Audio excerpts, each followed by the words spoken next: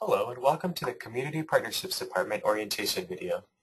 The purpose of this orientation is to inform you about the work study, volunteer, and other community opportunities that are available. Please do pay close attention to this video because it contains information that you do not want to miss as you obtain your position in the community. Overall, there are three main ways to become involved in our department. The first, on the very left, is with a community assistantship position. These are positions in the community that provide you with hands-on opportunities that are pre-clinical experiences. They can make you more competitive for obtaining your first choice in a practicum, or also get you a better job once you graduate. The second, called community-based research in the middle that you see in the green, is a collaborative approach to research that involves community organizations, community members, and academic researchers such as students, faculty, and staff in the research process.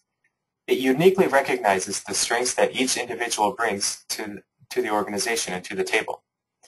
Community-based research begins with the research topic of importance to the community and combines knowledge with action to achieve social change, eliminate health disparities, and promote wellness. On the right-hand side, you'll see service learning.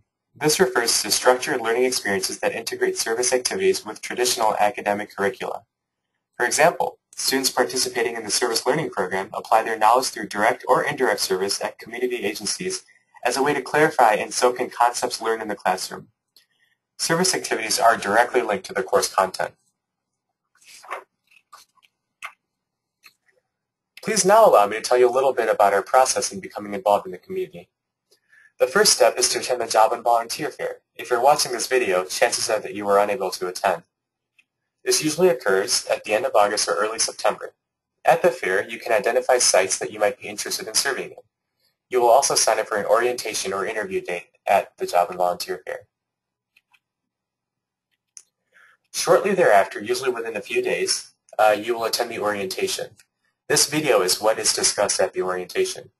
You will learn about our process, complete the CAP or the Community Assistantship Position Agreement, and then right after the orientation, you will attend your interview. That's where you submit the CAP, and you'll have the opportunity for a two-way question and answer session with a Community Partnerships Department staff member. After the interview, if you do well, you will be forwarded to the site for an interview with the community agency. This can take a couple weeks to schedule, so please try to be patient.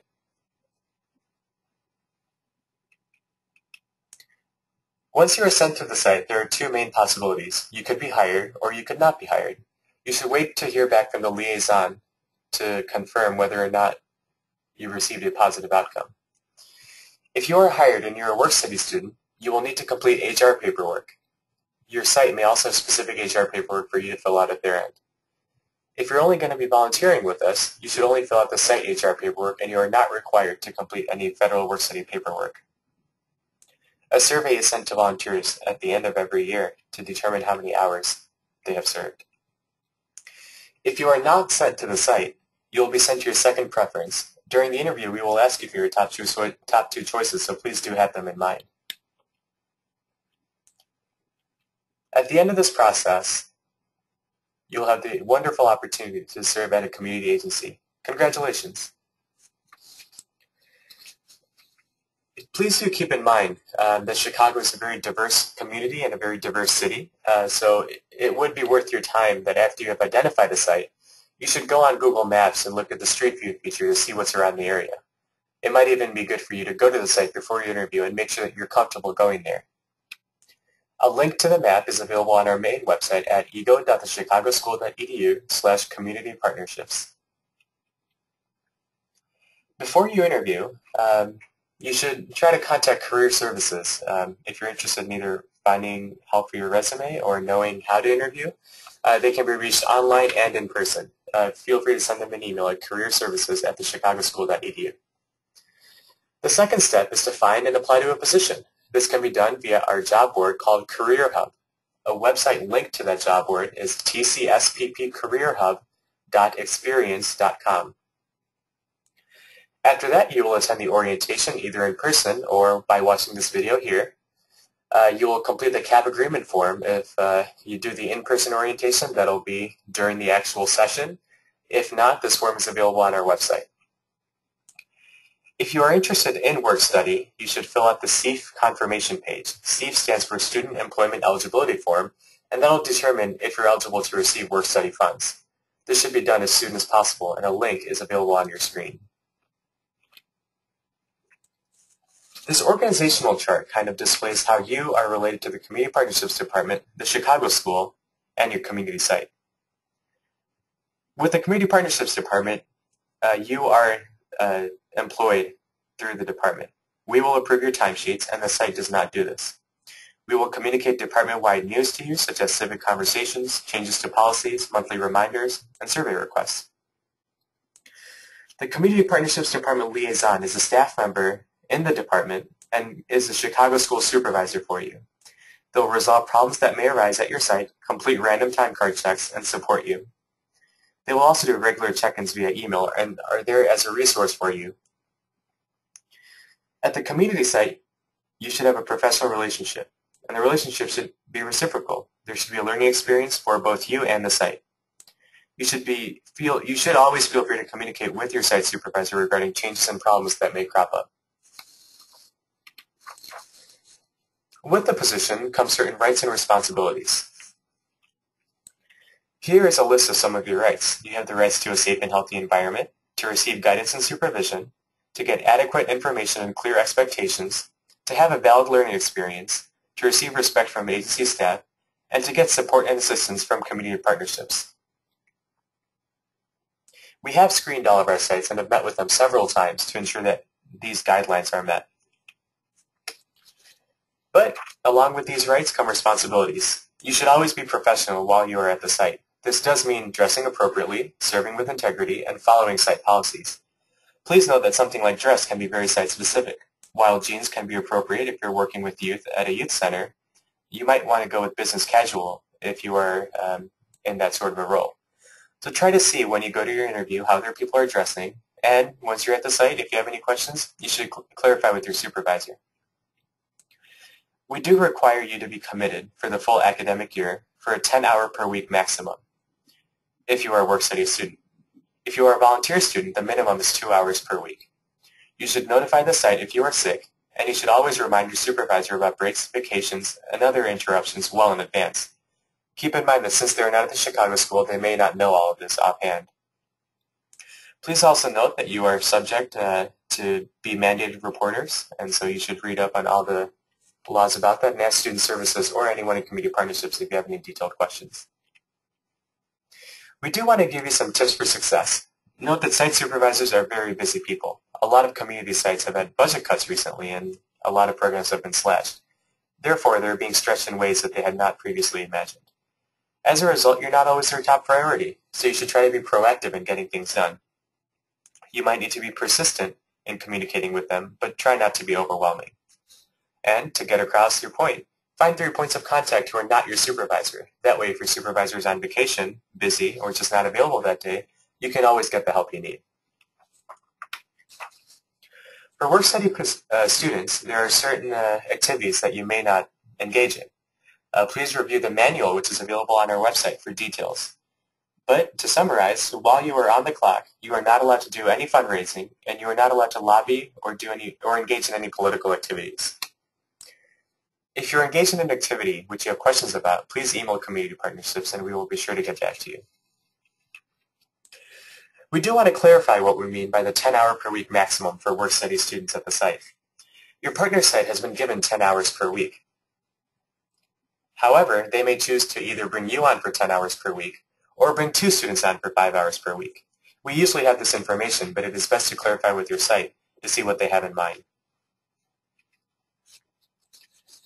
Please also keep in mind that work study affects the amount of loans you may borrow. In other words, it decreases the maximum amount that you may take out. If you have already borrowed the maximum loan amount, packaged up to your cost of attendance and have accepted your full award, and all funds have been posted to your account, you have received a refund, you would not be eligible for work study. However, if you have accepted the maximum loan amount, but the funds have not been received yet, you may be eligible for work study, but your loans would need to be adjusted. It is sometimes possible to reduce your aid for the next term, depending on how your financial package plays out, in order to be immediately eligible for work study. For this scenario, the best option is to always contact your financial aid advisor. For your own benefit, do not try to determine your own work-study eligibility, even if you think you're ineligible. Speak with an advisor first. You can contact financial aid at 1-800-684-2890 or email finaid@thechicagoschool.edu. Just to give you a little bit of an idea of how work-study plays out, we made a couple case scenarios. Case A, if the maximum loan amount is $50,000 and you accept the entire package and receive the refund, you would not be eligible for work-study for the current term. If the max loan amount is $50,000 and you accept $41,000 and expect to earn $9,000 through work-study, you are eligible to be considered for up to $9,000 in work-study.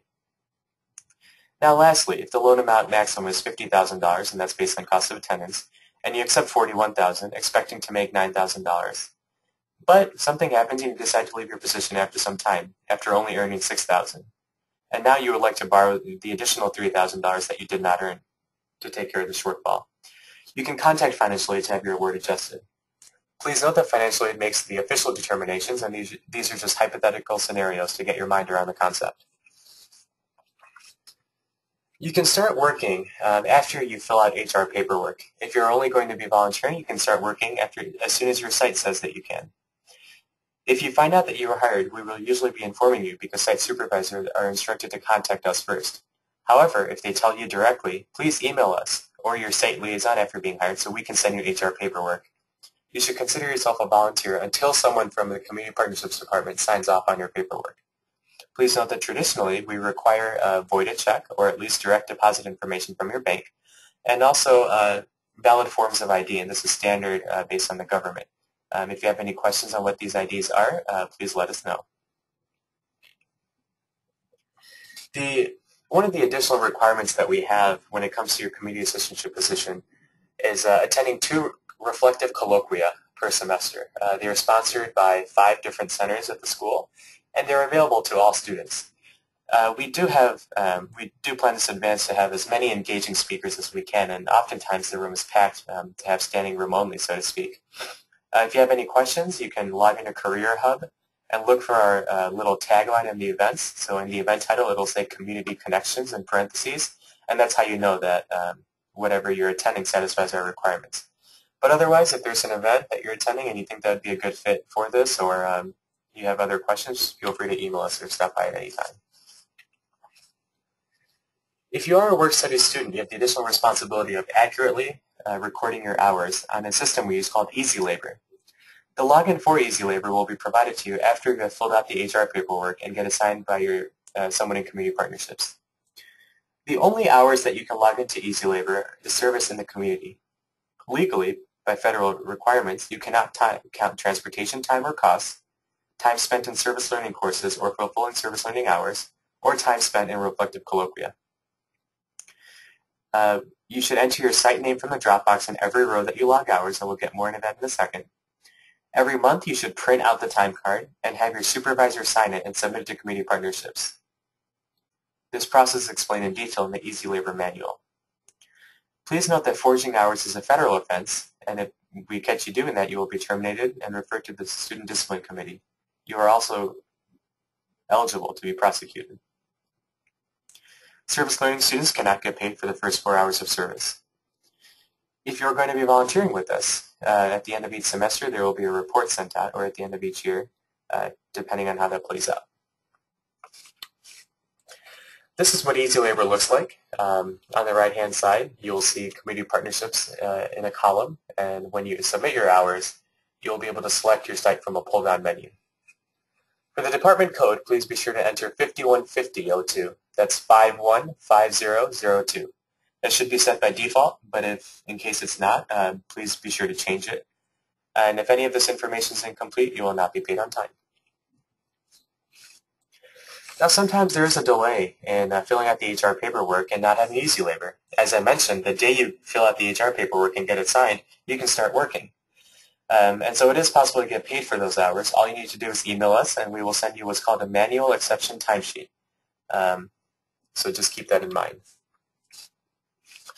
Some more responsibilities. If a problem crops up at your site, and sometimes it happens, try to resolve it with that person directly, whether it's your supervisor, a colleague, or a coworker.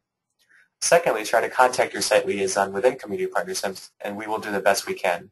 Whether that means setting up a phone meeting or going to your site, we are here to help you. But we're not just here to troubleshoot problems. We're really there for a broad range of support.